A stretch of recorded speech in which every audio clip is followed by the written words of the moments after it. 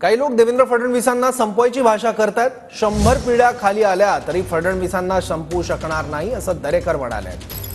नाव न घेता प्रवीण दरेकर यांनी मनोज जरांगेंवर निशाणा साधलाय।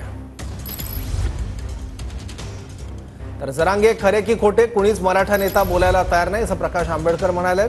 जरांगेंनी कुणीच घटनेची माहिती द्यायला तयार नाही असंही आंबेडकर म्हणाले। काही लोक देवेंद्रजींना संपवण्याची भाषा करतात। अरे हे प्रेम कोणाच्या नशिबात आहे का? महाराष्ट्रातील जनतेचं देवेंद्रजींवर प्रेम आहे। 100 पिढ्या खाली आल्या तरी देवेंद्रजींना संपू या ठिकाणी होऊ शकत नाही। तो आपली सहनशीलता तर परमेश्वराने आपल्याला कुठून ताकद दिली की आईवरून त्या ठिकाणी माझ्या शिव्या दिल्या हे तेव्हा देवेंद्रजी सांगत होते त्यावेळेस माझ्या डोळ्यातलं पाणी होतं। पाटील खरं आहे खोटं आहे त्याला कोणीच मराठा नेता बोलायला तयार नाहीये।